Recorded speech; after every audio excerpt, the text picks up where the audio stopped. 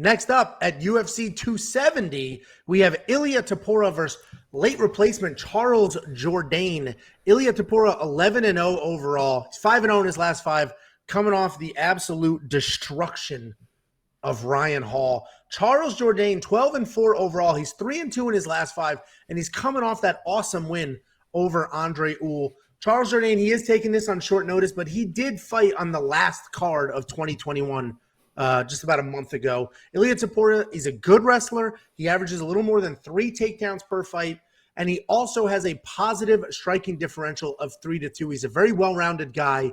He's got power in his hands. He's got solid grappling, solid wrestling. And what's interesting is I picked him to lose his original matchup, but this is a very different fight for him. Charles Jourdain, he's a fun come-forward striker. He's got a great chin. He's fast, he has great timing, and he's willing to take chances with spinning and flying attacks. He's coming off the very first decision win of his entire career, and it was an awesome fight against Andre Ewell. If you didn't watch the fight, just watch the last 30 seconds, and that's everything you need to know. He is just marching forward. Like, if you watch the challenge, it was like when CT had Johnny Bananas on his back. Come on. We're not stood up and was walking forward. He was just walking, stomping forward, throwing giant punches and screaming. It was absolutely incredible.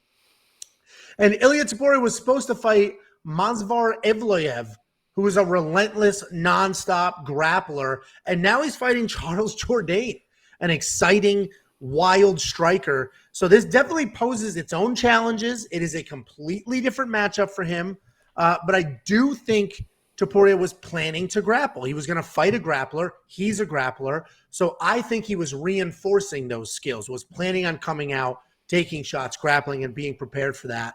And Jourdain has a 48% takedown defense, which is middle of the road statistically, just because it's about 50%. And for the UFC stats, most fighters are around that mark.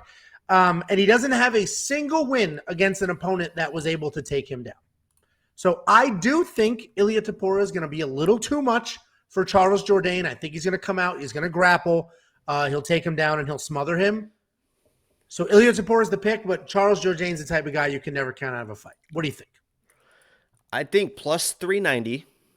Okay. And there's some books that have him plus 410, plus 425 on one book, plus 500 on another is the most crazy, disrespectful shit I have ever seen in my life for Charles Jourdain. I would rank Charles Jourdain, if I was thinking of like the toughest people in the UFC, Charles Jourdain. Remember, I picked against Charles Jourdain as my lock of the week one week, and I flipped 100 or 180 degrees.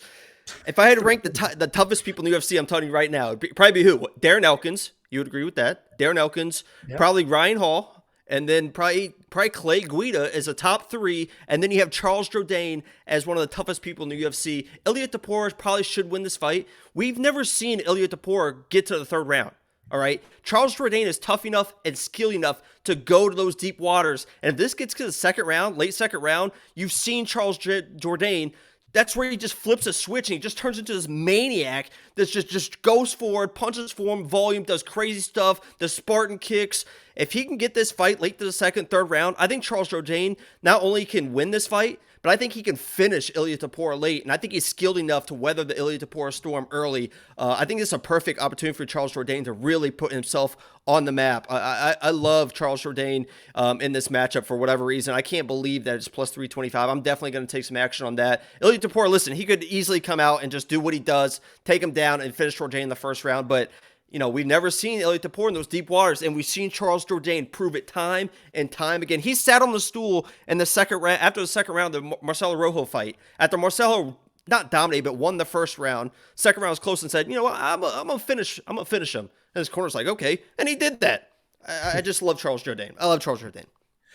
Listen, I don't disagree with Ilia is my pick because I think he'll come out and grapple heavy.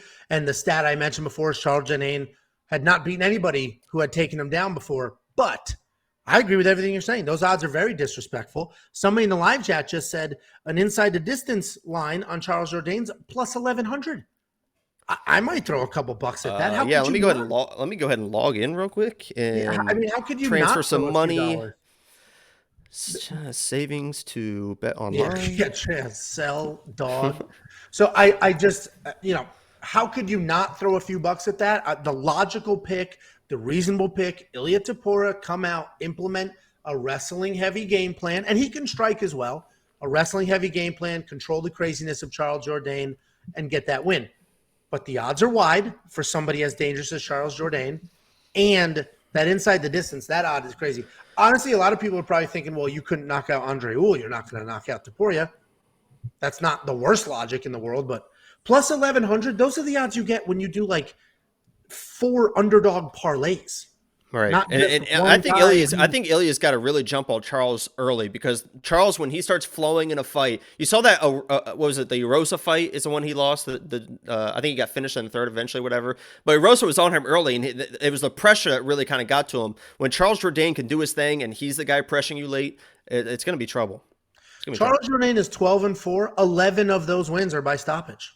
11, and they made him plus 1,100. That's nuts. I'm going to throw a couple bucks at that, even, and let me take the notes so I don't forget. I'm going to throw a couple bucks at that, even though It's I think not on Bet Online yet. Way. What? So, I said I looked at Bet Online. It's not on Bet Online yet. So it must be on somebody else. We have 5 different betting partners, Jacob. And if you want 50 free bucks from us, go to wewantpicks.com/bets. Jump into any one of our 5 betting partners. Sign up with any of them. Make a deposit. Then you let me know after you do, and I'll send you 50 bucks. Cash App, PayPal, Venmo, however you want it. 50 bucks from us to you. No DraftKings or Monkey Knife Fight yet on this fight, and that's it. The rest of them are in the books officially.